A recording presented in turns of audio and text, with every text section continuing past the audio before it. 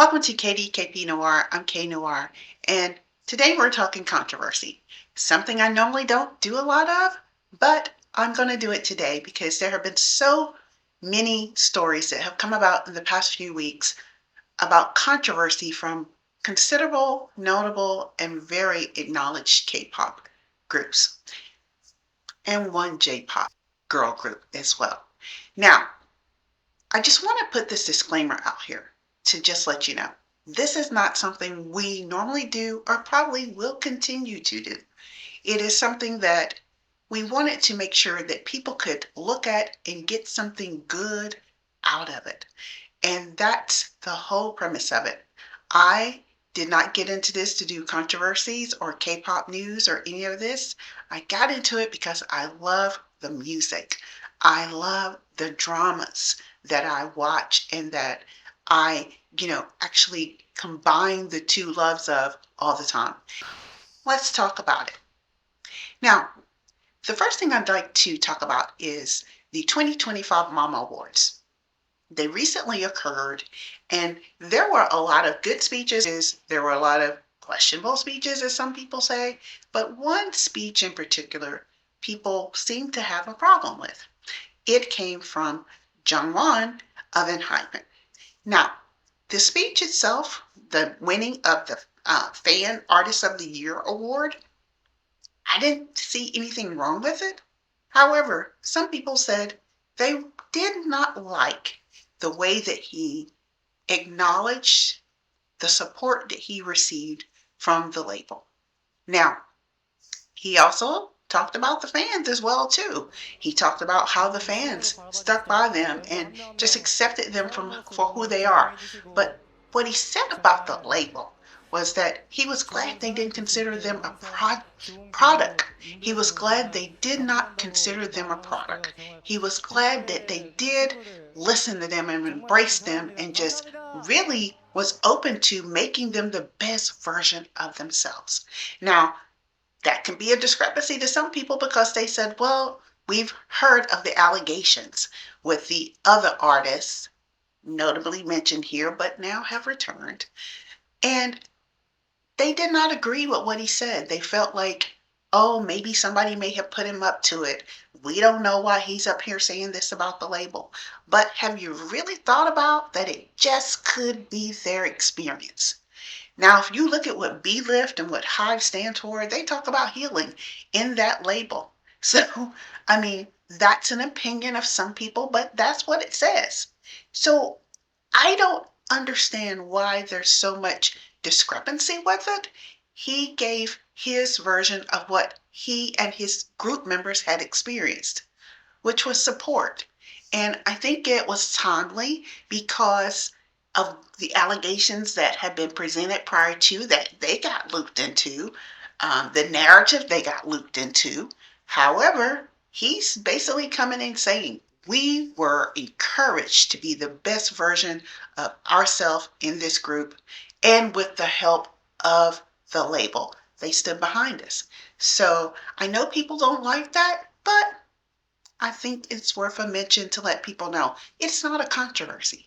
It is their experience. We were not there. We don't know what they experienced. We don't know what New Jeans experienced or Eyelid or BTS or any member on that label. We have no idea. However, he just let us know what they experienced. So kudos to you and Enhypen for just enlightening us of what it's like to be supported. Now, the next story that we want to talk about in support of is their label mates, BTS. People had a frenzy about the comments RM made about, well, they're coming back. There were thoughts of disbanding at one point. Now, people said, well, why would they do that? Oh my God, they sent fans into a frenzy, sent people all over the world into a frenzy. Everybody talking about it. Why would he come and say that? He's the leader. He should know better than to say those comments. But I think it's well to note, because he is the leader, he can say those comments.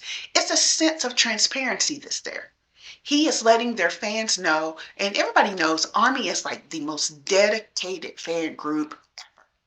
They stick by BTS. They're supportive. They know. But I think one of the reasons why they do that, why they have that connection, is because of this right here, this transparency that he is so incredibly honest and raw with. He's telling them, we thought about it. He's being real with it. We thought about it.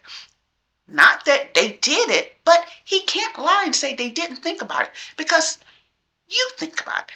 These are a fan favorite group of young men that have grown from boys to men. And you'll hear me say that a lot because you've seen the transition of a lot of these groups. But these guys are grown men. They started this group when they were so young, and their lives have evolved. They are mega superstars. Mega. Now, they have probably not lived the same life as some of the other people. If you listen to him, he later goes on to talk about the driver's license. He's 32 and he doesn't have his license, but he has a sibling and a cousin who do. Now, can you imagine how that mindset is? He's, to them, a brother, a cousin, a family member that should be doing or experiencing the same thing that they're experiencing. But he's not, because he's a K-pop mega superstar. He just can't walk into the DMV and say, hey, I'm here to get my license. Let's be clear. In the States, we can't walk into the DMV and say that either. We got mass lines, mass delays, but that's another editorial. However, we heard how transparent he was, how extremely rare he was and honest he was. I think that was a connective moment with the fans because he let people know these are our thoughts. We've all got different things going on in our life now. We've all committed to doing different things. We've all served in the military. We've all got these different visions going on right now. We've all got different music that we put out. And it is still the fan base, the army base that still supports them. So I can't see why people would think what he said was a controversy. He was being honest. And you have to be honest in what you do. You have to be honest to connect with the fan base that you started with. I don't think he's doing anything that he hasn't been doing all along. So why the controversy? I don't think there is any. RM is just being RM, and RM is just doing what RM does. And he does it as a leader. We expect leaders to be transparent and honest, and he was. So kudos, RM, for what you just did there. Now, the next controversy the next person I want to talk about is, well, a controversy to some, but not to me. It is XG's Kakona. The controversy happened when they came out on their 20th birthday to say they were AFAB, non-binary. Now, what does that mean? Assigned female at birth, non-binary at this time, not identifying as male or female, but just really identifying as who they truly feel they are authentically meant to be. They came out and said they had had top surgery that now that they can tell the world about. But they felt it was the right time to do so. Some people found it controversial. I personally did not, but I think I may be a part of many people that didn't find it controversial because people are going to talk regardless. It doesn't even matter.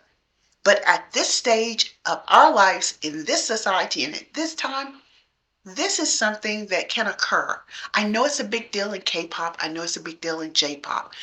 Or it could be C-pop for all we know in that community. However, I want to commend them for doing what makes them feel like the best version of themselves.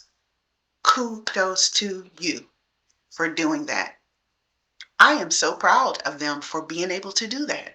And yes, they can continue as they are. I don't think it's going to change the content of the music that they put out. It's just going to continue to get better. So, kudos. Now, the next thing that I want to talk about is one of my favorites here. And I've just been waiting for this like many people. It is the return of XO. Yes. Now, it's not all the members, but it is six of them that are returning. And they just released a video of their new project. And pretty much it kind of reminds you of like a K-drama. That's the way I look at it because like a thriller K-drama. But they are going to put out this new project in Q1 of 2026. We are so excited for this. Even though it's only six of the members, hey, let's go with it. I am there. I don't think there's a controversy here, but there's still a underlying legal dispute that needs to be settled. When it's not legally settled, they can't legally do anything. Right now, CBX is, SM is saying that CBX did not pay like a certain percentage of a fee for their individual activities that they still have because SM still manages this group. They still own their activities and manages them, even though they're with a different agency. So it's still a lot of, legal stuff that they have to determine before and if they decide to come back. But until then, we're all here for the rest of them. So thanks for joining. Until next time.